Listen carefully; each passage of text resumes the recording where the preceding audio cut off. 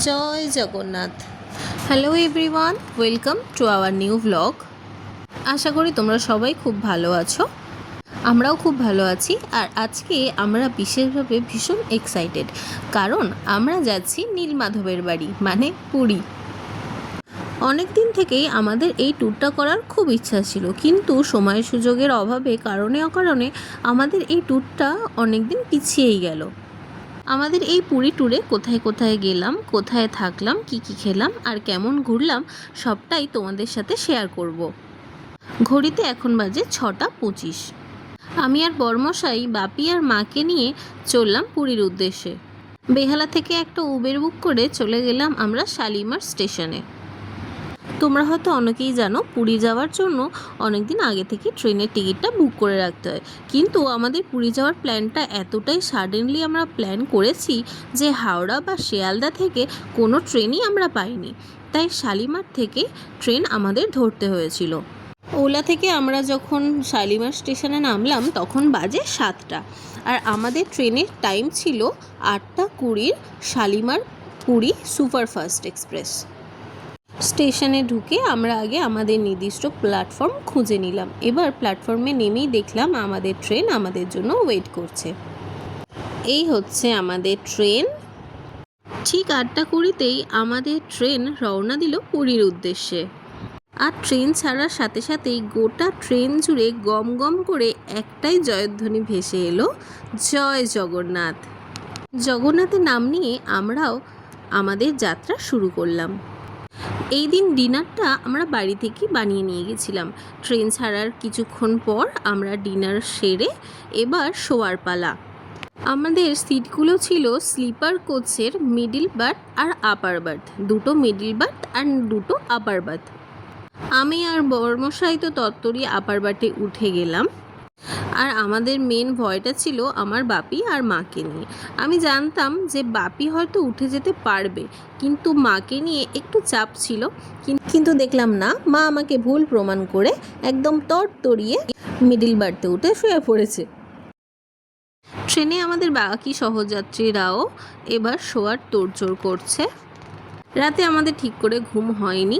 আমি জানি না ট্রেনে কারা ভালো করে ঘুমোতে পারে, হয়তো অনেকেই ট্রেনে যখন যায় রাতে ভালোই ঘুমোতে পারে, কিন্তু আমার ভীষণ একটা ভয় মনের মধ্যে কাজ করে।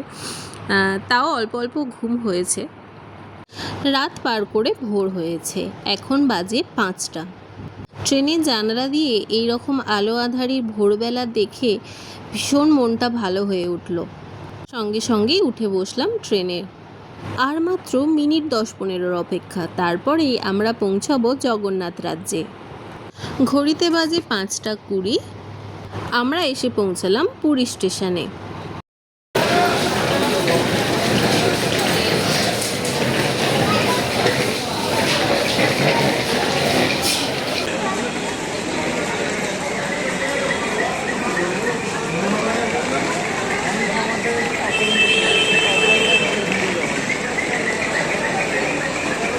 এই হচ্ছে সামনে থেকে পুরী স্টেশনটা।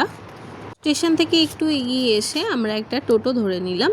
এবার আমরা যাব আমাদের হোটেলে।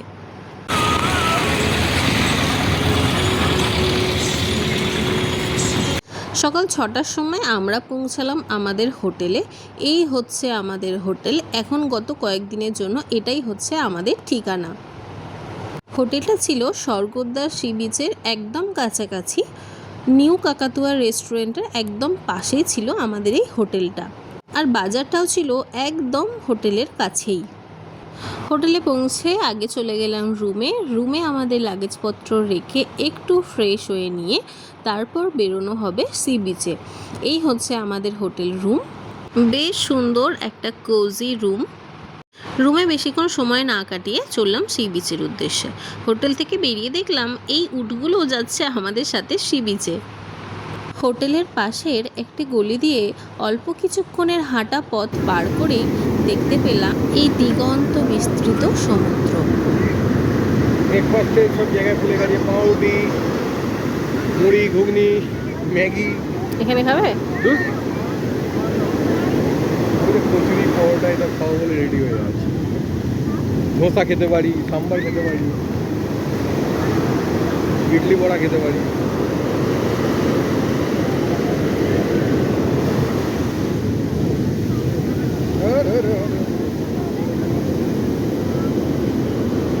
সত্যি সমুদ্র ভ্রমণের অভিজ্ঞতা এক অসাধারণ অনুভূতি। এই অনুভূতি এটা নিয়ে আমার দ্বিতীয়বার হলো। বড়মশাইয়ের তো মনে হয় দীঘা পুরী নিয়ে 12-15 হয়েই গেছে সমুদ্র দর্শন।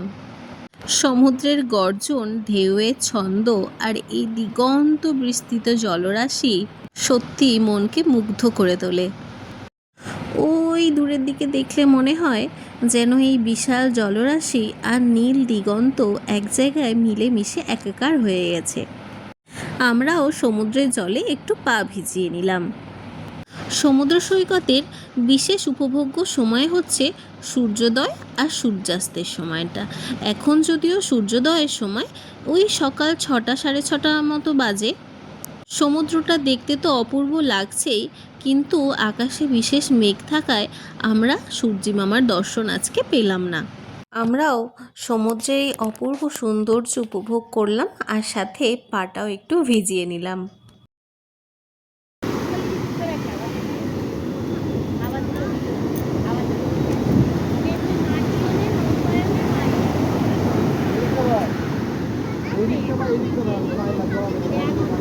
ব্রেকফাস্টটা সেরে নিলাম এই গরম গরম পরোটা আলুর তরকারির সাথে, যেটা ছিল বেশ সুস্বাদু। আর তার সাথে খেলাম গরম গরম আলুর চপ, বেগুনি আর গরম গরম জিলিপি। ব্রেকফাস্ট কমপ্লিট করে চলে গেলাম হোটেলে। এবার একটু রেস্ট নিলাম 1 ঘন্টা 1.5 ঘন্টা মতো। তারপর বেরিয়ে এলাম বাজারে। এটা যতদূর সম্ভব পুরীর বাঙালি বাজার। এখানে এসে আমরা যেহেতু দুপুরের খাওয়া দাওয়াটা কোনো হোটেলে করব না, আমরা নিজেরাই বাজার করে সেটা রান্না করিয়ে তারপর খাবো, এটাই ভেবে এসেছি। তাই জন্য বাজারে গিয়ে সবার আগে চলে গেলাম মাছের বাজারে, দেখতে ফ্রেশ কি ভালো মাছ ওখানে পাওয়া যাচ্ছে। এই হচ্ছে মাছের বাজার। এখানে সব রকমের মাছই ছিল। ভেটকি, পমফ্রেট, পাবদা, চিংড়ি থেকে শুরু করে কাতলা সবটাই ছিল ওখানে। বাজারের জন্য আমি আর বরমশাই গেছিলাম, বাপিমাকে নিয়ে যাইনি, ওরা একটু হোটেল রুমে রেস্ট করছিল। ওখান থেকে আমরা নিয়েছিলাম মিডিয়াম সাইজের পমফ্রেট মাছ। মাছ কিনলে ওখান থেকেই মাছটা কেটে দেওয়ার ব্যবস্থা আছে, তবে মাছ কাটাতে হলে আলাদা করে টাকা দিতে হবে। এই তো গেল মাছের পর্ব। এবার তরকারি কি হবে সেটাই ভাবলাম। তরকারির জন্য ওই বাজার থেকেই আলু আর সয়াবিন কিনেছিলাম। আর ওই বাজারের মধ্যেই অনেক দোকান ছিল যেখানে তোমাদের টাকা দিলে তারা রান্না করে দেবে। মাছ কেজি প্রতি 100 টাকা, ভাত কেজি প্রতি 50 টাকা, তরকারি কেজি প্রতি 100 টাকা। এদিকে বরমশাই মাছ খান না, তাই তার জন্য ডিম নেওয়া হয়েছিল। রান্না করতে দিয়ে আমি আর বরমশাই বাপিমাকে সি বিচে ছেড়ে চলে গেছিলাম ট্যুর অ্যান্ড ট্রাভেলসের একটা দোকানে।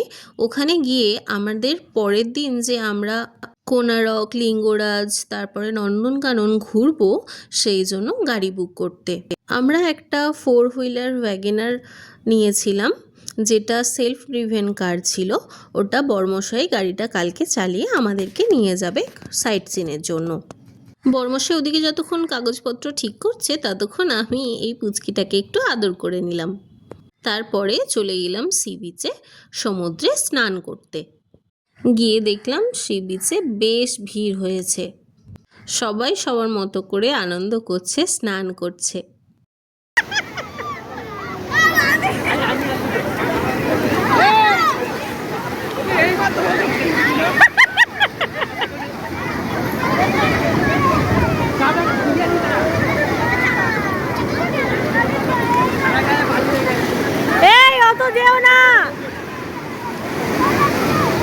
সমুদ্রে স্নান করে আসার পথে আমাদের খাবারটা বাজার থেকে নিয়ে একেবারে চলে এলাম হোটেলে। এবার দুপুরের ভুরিভোজটা করার পালা। সমুদ্র থেকে উঠে বেশ খিদে পেয়ে গেছিল। আজকে আমাদের লাঞ্চের মেনুতে ছিল ভাত, পেঁয়াজ রসুন দিয়ে পমফ্রেট মাছের একটা ঝাল, সয়াবিন আলুর একটু রসা তরকারি, ডিমের অমলেট আর শসা। লাঞ্চ করার পর একটু রেস্টের জন্য সময় নষ্ট না করে আমরা রেডি হয়ে বেরিয়ে পড়লাম জগন্নাথ মন্দিরের উদ্দেশ্যে, জগন্নাথ দর্শনের জন্য, যাকে একবার দর্শন করার জন্য আমরা 497 কিলোমিটার পথ পাড়ি দিয়ে এসেছি। হোটেল থেকে বেরিয়েই আমরা একটা টোটো নিয়ে নিলাম। টোটোটা একদম আমাদের জগন্নাথ মন্দিরের কাছে যে অশ্বত্থ দ্বার, যেটা দক্ষিণ দ্বার, ওখানে নিয়ে গিয়ে নামিয়ে দিল। আমরা মন্দিরে যাওয়ার জন্য কোনো পান্ডা নিইনি। অনেক সময় দেখা যায় পান্ডারা মন্দিরে নিয়ে যাওয়ার জন্য অনেক বেশি টাকা চেয়ে বসেন। আমরা যেহেতু আগেই মন্দিরে গেছিলাম, আমরা জানি কিভাবে কি করতে হয়, কোথা দিয়ে যেতে হয়, আর আমরা নিজেরাও যেহেতু লাইন দিতে সক্ষম, তাই জন্য বড়মশাই বলল আমাদের আর পান্ডা নেওয়ার দরকার নেই। আমার মনে হয় পান্ডা না নিয়ে নিজেরা মন্দিরটা পুরোটা ঘুরে দেখাই ভালো। তবে হ্যাঁ, যদি কারোর বাড়িতে বয়স্ক মানুষ বা বাচ্চারা থাকে তাহলে তো কোনো কিছু করার নেই, অনেকটা লাইন দেওয়াটা তো সম্ভব না, তখন তো পান্ডা নিতেই হবে। লাকিলি আমরা যেই সময় মন্দিরে পৌঁছই দেখলাম ওখানে ধ্বজা পাল্টানো হচ্ছে। ধ্বজা পাল্টানোরও সাক্ষী থাকলাম আমরা। পুরীর জগন্নাথ মন্দিরে প্রতিদিন 5টা থেকে 6টার মধ্যে এই ধ্বজা পরিবর্তন দেখতে পাওয়া যায়। এই ধ্বজা পরিবর্তন একটি অতি প্রাচীন এবং ঐতিহাসিক রীতি। এই ধ্বজা পরিবর্তন চুনারা সেবা নামে পরিচিত। 214 ফুট উঁচু এই জগন্নাথ মন্দিরের চূড়ায় কোনো রকম কোনো সুরক্ষা ব্যবস্থা ছাড়াই এই লোহার শেকল বেয়ে উঠে যান পুরোহিতরা। জগন্নাথ মন্দিরের চূড়ার এই যে ধ্বজাটি দেখা যাচ্ছে, এটিকে বলা হয় পতিত পাবন বানা বা ধ্বজা।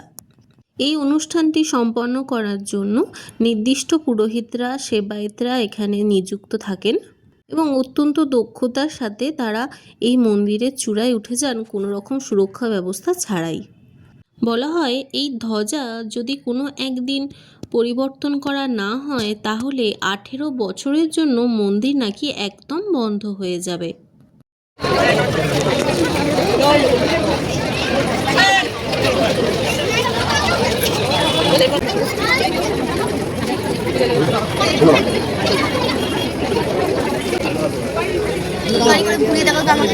গাড়ি করে লাগে ঘুরে চালু ভিতরে গাড়ি করে। জয় জগন্নাথ।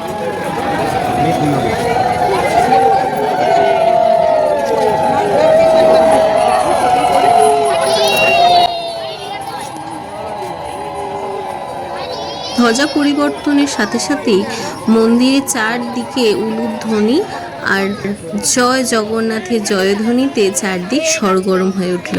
মন্দিরের ভেতরে ফোন, ক্যামেরা কিছুই অ্যালাউ না, তাই আমরা জুতো, ফোন সব কিছু জমা দিয়ে গেলাম জগন্নাথ দর্শনে। জগন্নাথ দর্শন আমাদের ভীষণ ভালো হয়েছিল।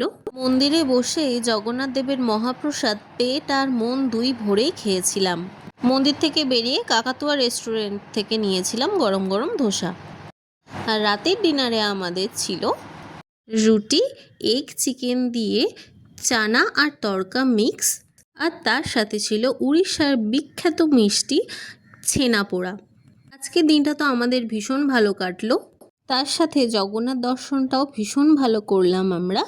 আজকের ব্লগটা এখানেই শেষ করছি, দেখা হবে পরের দিনের নতুন ব্লগের সাথে। ভিডিওটা ভালো লাগলে অবশ্যই লাইক করে কেমন লাগলো সেটা কমেন্টসে জানিও, আর আমার চ্যানেলটিকে সাবস্ক্রাইব করে রেখো। আর যারা ফেসবুকে দেখছো তারা প্লিজ আমার প্রোফাইলটাকে ফলো করে দিও। দেখা হবে পরের ব্লগে। জয় জগন্নাথ।